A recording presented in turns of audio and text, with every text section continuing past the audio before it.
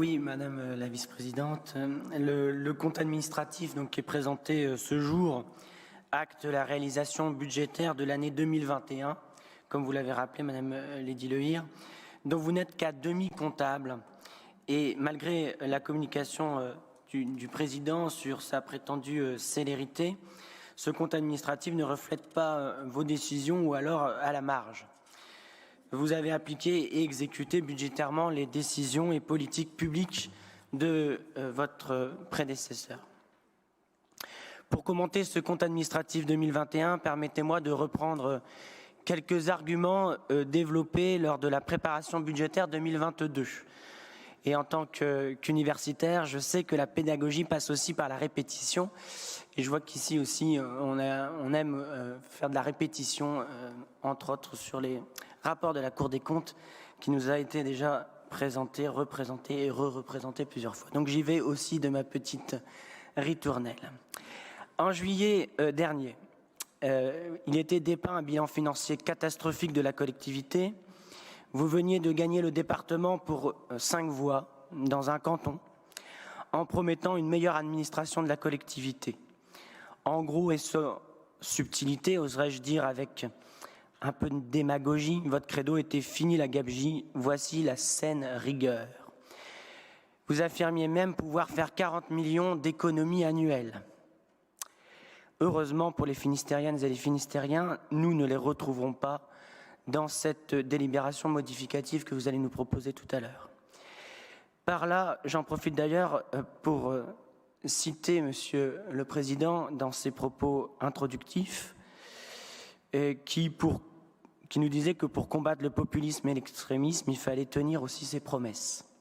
Dont acte. Attention à ne pas user de fausses promesses pour flatter les plus beaux instincts et les lecteurs et de faux constats pour décrédibiliser vos adversaires qui nourrissent au final le populisme par la même occasion.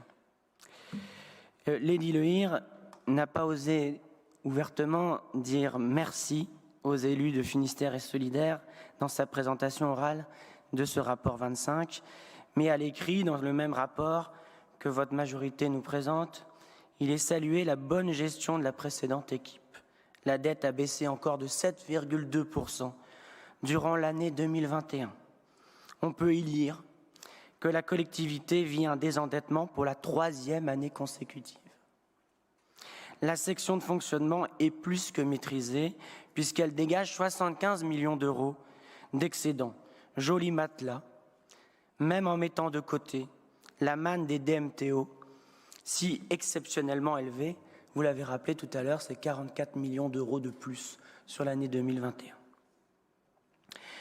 Notons aussi, et ça fera écho à ce qu'on a évoqué tout à l'heure sur les investissements, notons aussi que 40% des dépenses d'investissement, soit 40 millions d'euros environ, sont versés à nos partenaires, collectivités, associations et particuliers. Ce n'est pas moi qui l'invente, c'est écrit dans le rapport. Un niveau d'investissement loin d'être neutre et qu'il faut souligner, alors que votre groupe accusait, et accuse encore d'ailleurs, la majorité de gauche de se désintéresser de l'investissement local et du développement de nos communes finistériennes. Vos chiffres le disent dans ce rapport 25 et je suppose que la Cour des comptes, dans son prochain rapport, le relèvera aussi.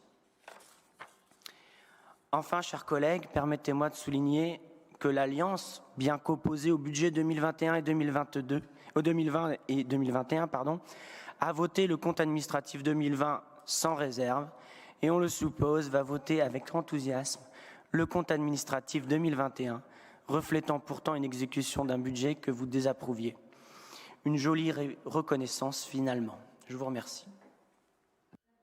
Oui, juste pour rebondir, donc en gros, si la dette avait été trop forte, laissée par la majorité précédente, ça n'aurait pas été bien parce qu'on aurait endetté la collectivité.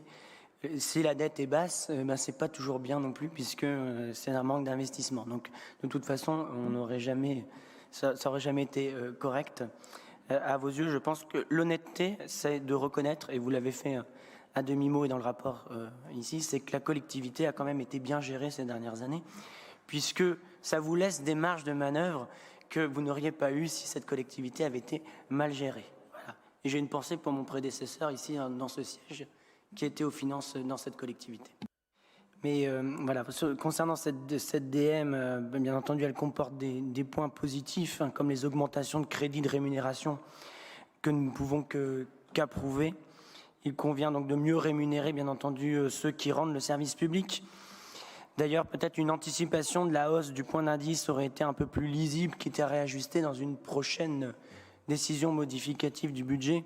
Ça aurait été aussi un petit geste pour nos agents. Tout le monde sait et tout le monde souhaite, du moins je l'espère, que notre fonction publique soit mieux payée et par là aussi plus attractive. Et je reviens sur les propos qui ont été tenus tout à l'heure. Je n'ai pas demandé la parole pour ne pas alourdir le débat, mais on voit dans notre collectivité, et ce n'est pas propre à celle-ci, qu'il y a aussi un enjeu d'attractivité du métier de la fonction publique. Elle ne touche pas que la fonction publique territoriale, elle touche aussi la fonction d'État, puisqu'on est en train de recruter des enseignants avec des speed dating, etc. Donc on voit bien qu'on a un problème d'attractivité. Et les collectivités se font aussi concurrence, et justement ce qui amène à revoir les primes des agents, et c'est tant mieux. Et on le fait tous dans nos collectivités dans lesquelles je siège, et à commencer par ma collectivité. Donc voilà, ça c'est bien. Concernant les recettes, elles sont en hausse bien entendu, principalement, on l'a évoqué tout à l'heure, grâce aux DMTO, qui sont encore fortes sur l'exercice antérieur et qui nous permettent de rajuster sur cette DM. Nous notons aussi, encore une fois dans ce rapport, malheureusement, une simplification extrême de l'écriture et des explications qui s'apparente aussi quand même à un manque d'information des élus que nous sommes à propos de cette DM. Vous nous proposez de voter des mouvements comptables sans connaître totalement ce qu'il y a derrière, quelles opérations sont impactées et pour quelles raisons.